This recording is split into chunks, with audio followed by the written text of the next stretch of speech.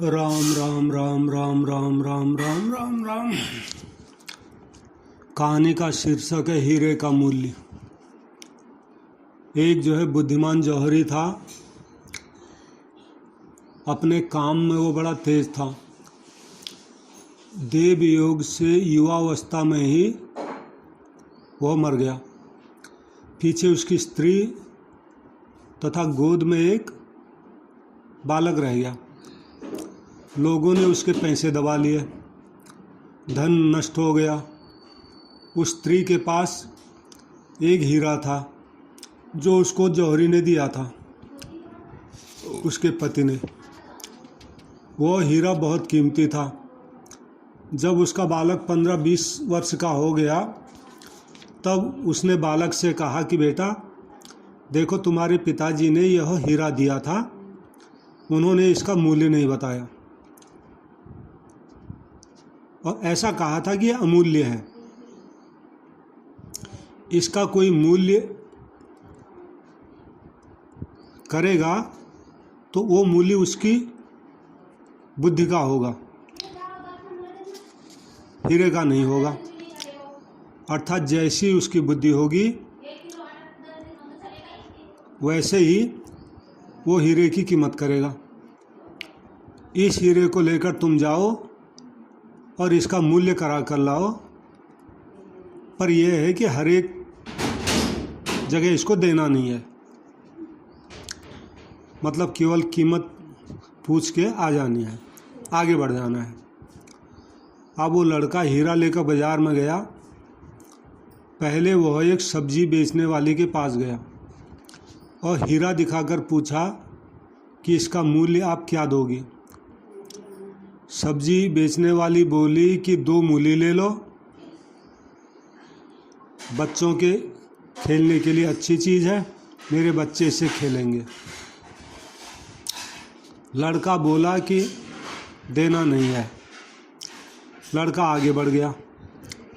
आगे जाकर कईयों से पूछा तो किसी ने 2 रुपये कहे, किसी ने 3 रुपये कहे।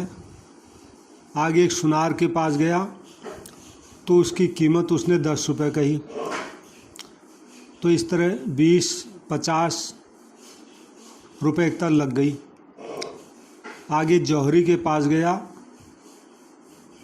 तो जौहरी 500, 700, 1000 रुपये तक कीमत उसकी अब हो गई। अब वह लड़का ज्यों-ज्यों अच्छे जानकार आदमी के पास गया त्यों-त्यों उसकी कीमत बढ़ती गई। वह हीरे के एक अच्छे परीक्षक के पास गया, फिर जो हीरे का जानकार था, तो उसने उसका मूल्य 1 लाख रुपये बताया। लड़के को आश्चर्य हुआ कि यह हीरा इतना विचित्र है।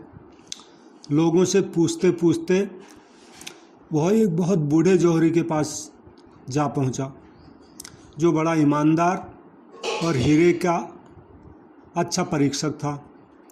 उसको हीरा दिखाया तो उसने लड़के की तरफ देखा, कहा कि अरे यह हीरा तेरे पास कहाँ से आया। लड़के ने कहा था कि मेरे पिताजी ने दिया था। बोले तुम्हारे पिताजी कौन हैं? बोले हमारे पिताजी अमुक नाम के हीरे के व्यापारी थे, उनका नाम तो हमने पहले, जौहरी बोला उनका नाम तो हमने पहले नहीं सुना कभी। अब बहुत दिनों से, जौहरी बोला उनका नाम तो हमने पहले भी सुना था कभी, अब बहुत दिनों से उनके बारे में सुना नहीं है, क्या बात है? लड़का बोला कि मेरे पिताजी का शरीर शांत हो गया है। अहो, वे तो बड़े नामी परीक्षक थे, ऐसा कहा जौहरी ने। मैं उनका, बच्चे ने कहा मैं उनका ही बेटा हूँ, इस हीरे की क्या कीमत दोगे? जौहरी ने कहा इसकी कोई कीमत नहीं है, यह अमूल्य हीरा है। मेरे पास जितना धन है सब का सब देने पर भी इसकी पूरी कीमत होगी नहीं। पर हम क्या करें, हमारे को तो रोटी की तंगी हो रही है। चौधरी बोला, भाई यह तो तुम जानो, मैं हीरे की कीमत कैसे बता दूं? इसकी कीमत कहने से तो इसका तिरस्कार होगा, अपमान होगा। हाँ एक बात है, तू जितना लेगा उतना हम इसकी कीमत दे देंगे। लड़का बोला, वो कैसे? तो बूढ़े जौहरी ने कहा, हमारी 3 दुकानें हैं। पहली दुकान में हम तुम्हारे को 15 मिनट देंगे। 15 मिनट के भीतर तुम दुकान से जितनी वस्तुएं बाहर निकाल दोगे वे सब की सब वस्तुएं तुम्हारी हो जाएंगी। वस्तु लेने वाले और रखने वाले सब तैयार रहेंगे, तुम केवल भीतर से वस्तु को बाहर फेंक दो। 15 मिनट पूरे होने पर फिर तुम उसमें नहीं रह सकोगे। लड़के ने कहा कि अच्छी बात है। लड़के को दूसरी दुकान दिखाई। वह दुकान के भीतर गया तो देखा दुकान बहुत सजी हुई है। उसमें लाखों रुपए का एक एक हीरा रखा हुआ है। कई बक्से पड़े हुए हैं जो चमक रहे हैं। हीरा तो दूर रहा, उसने उम्र में ऐसा बक्सा कभी देखा नहीं था। वो देखकर बहुत चकरा गया। उसके साथ एक आदमी था जो घड़ी में समय भी देख रहा था। उसने कहा कि देखो 15 मिनट हो गए हैं। लड़का बोला कि थोड़ा ठहर, हल्ला मत कर। 15 मिनट होने पर तो यहाँ रहने नहीं देंगे, इसलिए अच्छी तरह देख लूँ। तो देखते देखते 15 मिनट हो गए। वो आदमी बोला कि बस समय पूरा हो गया है, अब बाहर निकलो। अब इसमें से कोई वस्तु तुम छू भी नहीं सकते, एक दाना भी ले नहीं सकते। लड़का वहाँ से बाहर निकल गया। बूढ़े जौहरी ने दूसरी दुकान दिखाई।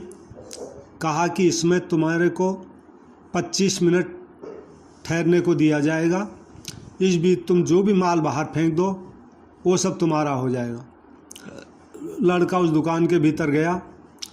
उसमें पहली दुकान से भी बहुत विलक्षण सजावट थी।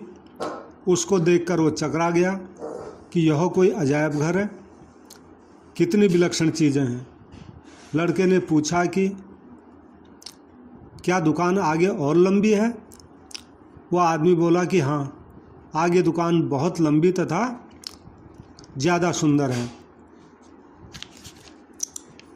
लड़का ज्यों-ज्यों आगे बढ़ता गया त्यों-त्यों अधिक सुंदरता उसको दिखती गई। साथ में जो आदमी था वह समय बताता रहा कि अब 5 मिनट हो गए हैं, अब 10 मिनट हो गए हैं। पर लड़के ने सोचा अभी तो देख लो, फिर पीछे रहने देंगे नहीं यहाँ।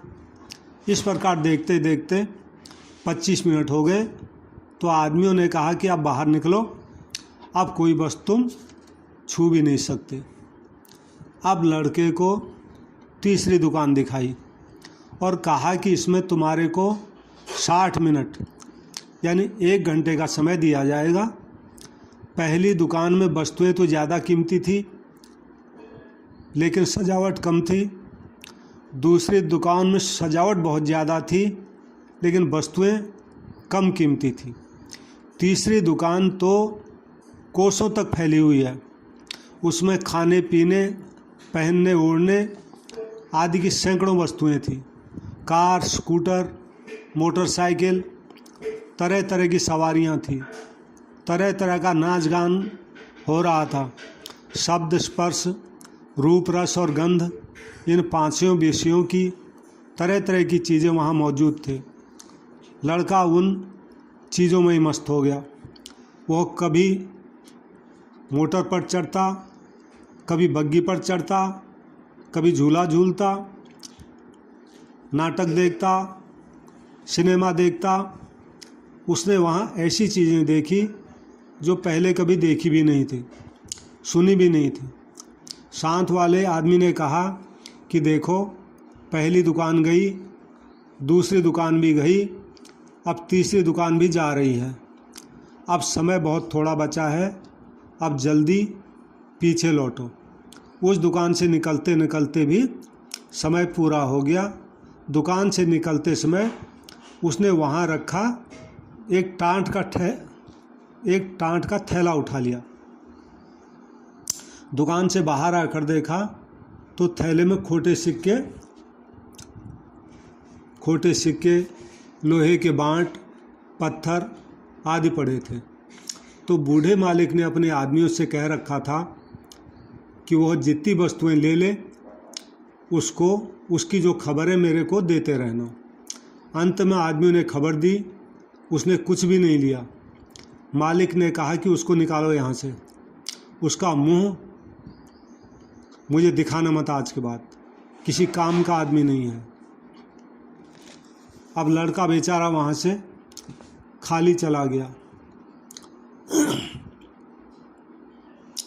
अब जो भी भाई बहन ये कहानी सुन रहे हैं, उनके मन में बात आती होगी कि हमारे को वह दुकान अगर मिल जाए तो हम तो आंखें मीच कर बढ़िया बढ़िया माल बाहर फेंक दें। परंतु वास्तव में हमारा मनुष्य जीवन ही वह दुकान है। हमारे जीवन के प्रथम जो 15 वर्ष हैं वो पहली दुकान है, 25 वर्ष दूसरी दुकान है, और अंतिम जो 60 वर्ष हैं वो तीसरी दुकान है। जीवन के 15 वर्ष जो पहले हैं वे खेल कूद में बीत जाते हैं। उसके बाद के 25 वर्ष वो तो गधा 25 ही होती है, गधा 25 में बीत जाते हैं, जिसमें मनुष्य स्त्री और धन के चक्कर में ही फंसा रह जाता है। भजन के लिए उसको समय मिलता ही नहीं। अगर वो साधन भजन करे तो यही 25 वर्ष उसकी साधन 25 ही हो जाते। जो इन 25 वर्षों में साधन नहीं करता वह वृद्धावस्था में भी साधन नहीं कर पाता। 40 वर्ष की अवस्था आने के बाद लड़के लड़कियों के विवाह की चिंता सताने लगती है। उनका विवाह होने के बाद परिवार बढ़ जाता है, पारिवारिक जिम्मेदारियां बढ़ जाती हैं, शरीर की शक्ति कम हो जाती है, फिर भजन करने का समय कहाँ से मिले। इस प्रकार संसारिक चकाचौंध में फंसकर मनुष्य अपना अमूल्य जीवन नष्ट कर देता है। सीताराम।